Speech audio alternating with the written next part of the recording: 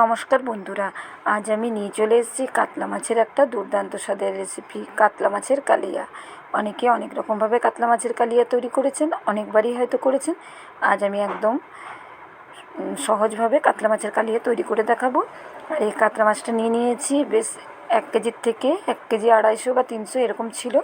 মাছটাকে কেটে ধুয়ে পরিষ্কার করে নিয়েছি এবং নুন এবং হলুদ আগের থেকে মাখিয়ে রেখে দিয়েছি মিনিট 15 আগে। আর এখানে কড়াই বসিয়ে দিয়েছি, কড়াইয়ে পরিমাণ মতো সরষের তেল দিয়ে দিলাম। আর মাছের মধ্যে আগের থেকে একটু নুন হলুদটা মাখিয়ে রাখলে ভাজার পর কিন্তু মাছের মধ্যে খুব সুন্দরভাবে নুনটা ঢুকে যায়। আর ভাজার আগে সঙ্গে সঙ্গে যদি নুন মাখানো হয় খুব ভালো করে কিন্তু মাছের ভেতরে নুনটা ঢোকে না। এবার তেলটা ভালো গরম করে মাছগুলোকে ভেজে নেব। আর এরকম বড় মাছ হলে কালিয়াটা খুব সুন্দর হয়। এবার মাছগুলোকে দিয়ে খুব সুন্দর করে ভেজে নেব।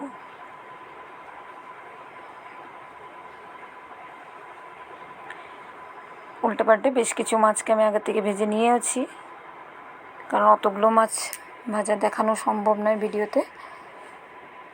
আর পুরো মাছটার আমি কালিয়া তৈরি করব না।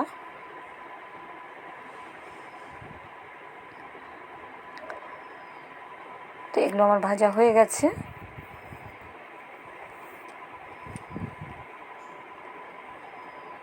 উল্টে পাল্টে এবার তুলে নেব। আর খুব বেশি ভাজবো না, হালকা ভাজা হয়ে গেলে হয়ে যাবে।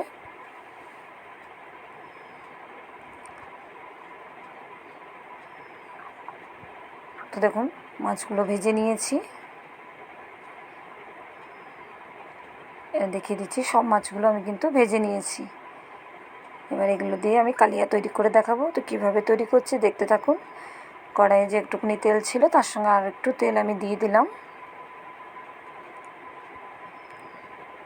তেলটা তো গরমই আছে। এই পর্যায়ে এখানে আমি একটা বড় সাইজের পেঁয়াজ কুচি করে রেখেছিলাম, সেটা দিয়ে দিলাম।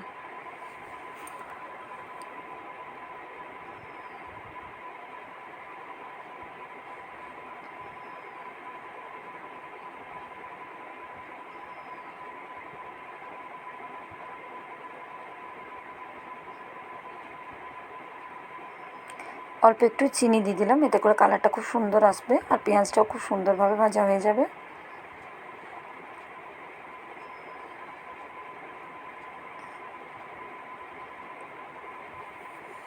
তো এই পর্যায়ে এবার আমি পেঁয়াজটা কিন্তু আমার অনেকটাই ভাজা হয়ে গেছে। এই পর্যায়ে এখানে আমি কেটে রেখেছি টমেটো একটু কুচি করে দিয়ে দিলাম। আর এখানে আমি 2টো টমেটো দিয়েছি।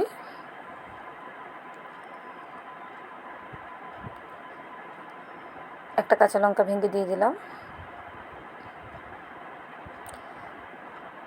চাইলে এখানে বাটা লঙ্কা ব্যবহার করতে পারেন, তবে আমি একটা কাঁচাই দিলাম কারণ ঝাল হয়ে যাবে বেশি। আর এখানে আমি 3 চামচ আদা এবং রসুন বেটে নিয়েছি, সেটা দিয়ে দিলাম। আর এখানে আমি একটা বড় সাইজের পেঁয়াজ বেটে নিয়েছি, সেটা দিয়ে দিয়েছি। মানে পেঁয়াজ একটা বড় সাইজের পেঁয়াজ বাটা। আর এখানে আমি কিন্তু 3 থেকে 4 চামচ রসুন এবং আদা বাটা দিলাম। দিয়ে সমস্ত জিনিসকে খুব সুন্দর করে এভাবে ঢাকা দিয়ে একটু রান্না করে নেব আর মাঝে মধ্যে নাড়তে থাকবো।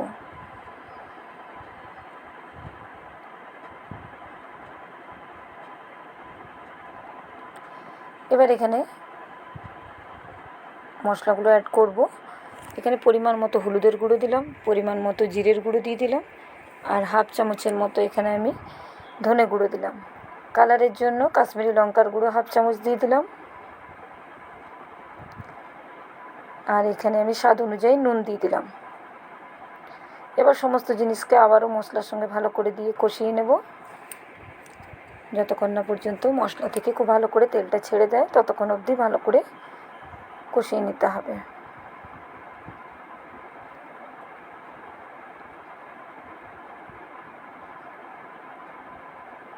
এই পর্যন্ত সমস্ত উপকরণ আমার প্রায় দেওয়া হয়ে গেছে। এবার একটা উপকরণ বাকি আছে, সেটা মশলাটা কিছুক্ষণ কষানোর পর আমি এখানে অ্যাড করব।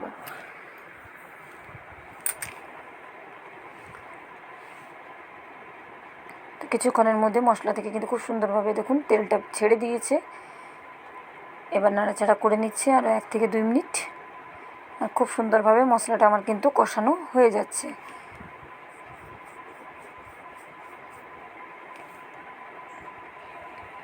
এবার এখানে আমি 4 চামচ টক দই নিয়ে নিয়েছি।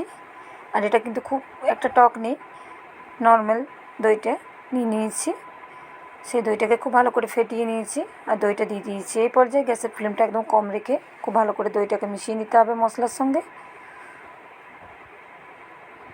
খুব বেশি টক দই দেবেন না, ফ্রেশ যে দইটা হয় সেটা দেবেন, তাহলে কিন্তু খুব একটা টক থাকবে না।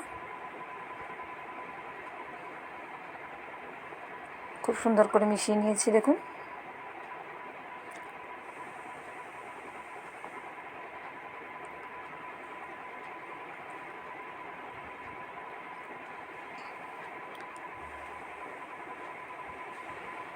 এটা 1 থেকে 2 মিনিট আবারও ভালো করে কষিয়ে নেব।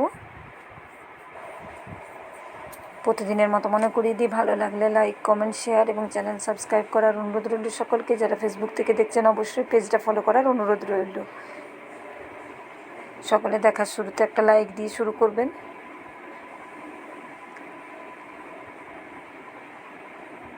এবার বাটিটা ধুয়ে আমি একটু জল দিয়ে দিলাম পরিমাণ মতো।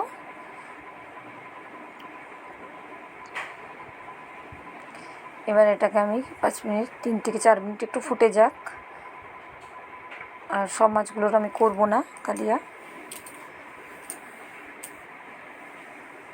তো ফুটতে শুরু করেছে খুব সুন্দরভাবে। একবার নাড়িয়ে দেব। এটা 5 মিনিটের মতো আমার ভালো করে কিন্তু ফুটে গেছে। এবার মাছগুলোকে দিয়ে দেবো ঝোলের মধ্যে।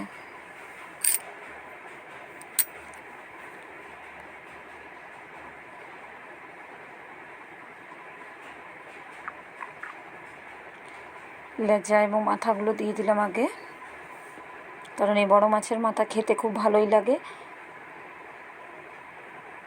বাকি পিসগুলো সমস্ত দিয়ে দিলাম, যতগুলো দেবার আমার। এবার এটাকে ঢাকা দিয়ে আমি আরও 5 থেকে 7 মিনিট ফুটিয়ে নেব।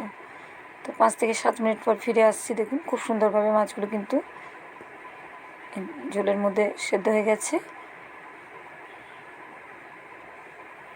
এই পর্যায়ে গ্যাসটাকে বন্ধ করে দিলাম। ঠান্ডা হলে আবার একটু কমে যাবে। তো কেমন লাগলো আপনাদের আজ কাতলা মাছের কালিয়ার রেসিপি অবশ্যই কমেন্ট করে জানাতে ভুলবেন না। আজ গরম ভাতের সঙ্গে খাওয়ার জন্য কাতলা মাছের কালিয়া একদম রেডি। আজকের মতো বাই।